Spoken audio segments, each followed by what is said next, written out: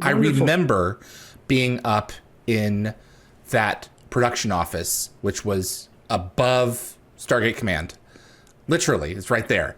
Yeah. And the rows of all of your, exactly like you said, your boards with the sticky notes on each of them. And it's like, that's how you do it. That's how you map this out. This is the only way that you can pull The only off way you can do, such the a only way you can feat. do it. 40 Yeah. episodes a year for 3 years in a row. The only thing that I can compare it to is Star Trek Next Gen and DS9 running concurrently, and then DS9 with Voyager.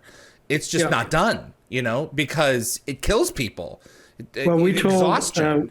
we actually used the same department heads, the same production designers, and we doubled up on some of their assistants. But the heads of the department were all the same, and you pretty well had to do it that way. So they knew the problems for both the series shooting. And like I say, we had 11 sound stages. And, Not all of them at Bridge. yeah, no, we had the whole bridge, and then we had Norco Norco. Studios. And, so it was a bit of an undertaking at the time. It didn't seem too bad, but we were lucky enough. Like the crew and department heads and everything we had they're just amazing guys. And the secret to doing a series like that is to keep the hours regular. Like we would push calls and everything, but we did a lot of exteriors, interior. We'd build sets because what kills a crew is going out at like in the summer at it's not dark till 10 o'clock at night, and so you'd start your night scene at like 9 o'clock and then Mm-hmm. work all night. And you do that for a couple of months running, and all of a sudden your crew's worn out, and the work doesn't get done properly, and it shows. So we tried to keep a regular schedule, and the odd time we'd wrap at 1 in the morning or something on a Friday, but Friday. we were we were wrapped by 8 o'clock on a Friday night. The actors could go home, and the guest stars could go back to Los Angeles, and that was the secret to keep everybody was happy. You go back and you watch that show. There are so few night shots, and that really was, the secret. Unless it's like really necessary for the plot or something. Let's keep everyone on days as much as we can, so that they have some semblance of a life outside of work. If you're asking this much out of this group of people, you got to give somewhere.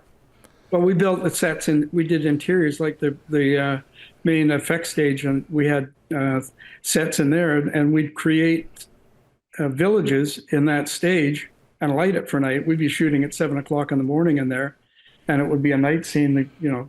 So that's what we did, and obviously it worked. I can't imagine how much money you were able to save by overlapping so much of each of those shows for those 3 years.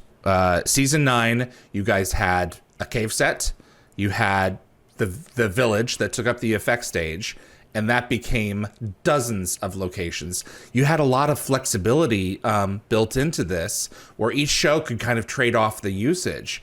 It must have, instead of paying for 2 shows, what do you think? You probably got it down to like 1.5 in some cases. Many times we did, but Yeah. that was a collaboration. The good thing about that production was we had all the writers in the office. Right. We were all on the same floor, 50 feet apart. So we could collaborate and say, well, what about if we did this, this, and this?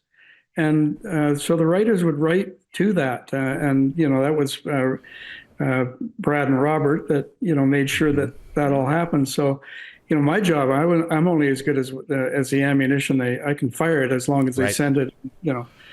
So it was always a collaboration, and it was never a question of not being able to talk to these guys. I could walk down the hall and say, we just did a board on this. What if we change this to this and that to that? What do you guys think? Is it?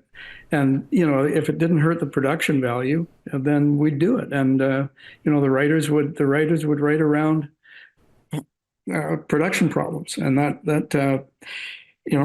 was the only way we could pull off the 2 shows at once with the same crew. There's so much illusion going on. Recently had Richard Hudolin on, and he revealed to us that, like, for the upper levels of the bottom of the silo for Stargate Command, it's not even like a solid surface. It's like a fabric that just looks Yes. like concrete. Anything Yep. that, they were going to have to occasionally make contact with, like on the ground level, that's more of a solid surface, But if you're not, it just blows my mind. The little, it's all an illusion. It's what Yes. what does it need to photograph like?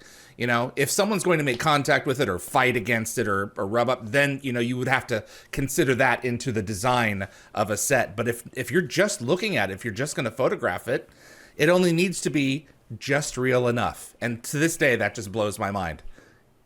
It's called making chicken salad out of chicken shit.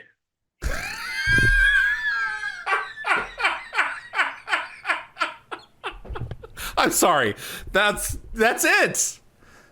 That's right. Well, Man. that's the Oh gosh. yeah. And Richard was a genius at doing that. Man. And his assistant was, the Bridget same. McGuire. Yeah. I mean, Bridget, they're artists. yeah. And you have to be, you can't think two dimensionally. You have to think a number of different ways to pull this stuff off. Yeah. No, for sure. Man, oh man. Was Stargate the hardest thing you've ever done? No, no. The hardest thing I ever did was a series for Stephen J. Cannell called Unsub, which was the first series I did for them, and it was 10 years before its time. It was a very gritty, mainly shot outside. The director of photography was a guy from New York, named Francis Kenny, quite a well-known director of photography. But the conditions in Vancouver, when you get rain every night. I mean, when I took the job on, there was they were working like 15, 16-hour days. They were over on their permits, like closing bridges down and things like that for traffic. So I went to a meeting with them, with the head of production in Vancouver, a guy by the name of Stephen Sasson, who's quite a well-known producer in the United States.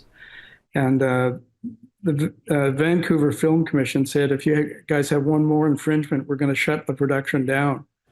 So, and You I don't knew do this in a vacuum. You work at the, yeah, there was a deadline. So I took the job on, and I said, I went out to the set before I took it on, and I knew most of the film people on the set. Okay. The two first assistant directors I'd worked with before, and I went over and touched one of them on the shoulder. He was looking the other way, and he jumped. He was so stressed Wound out, up. and so I talked to him at lunch, and he said.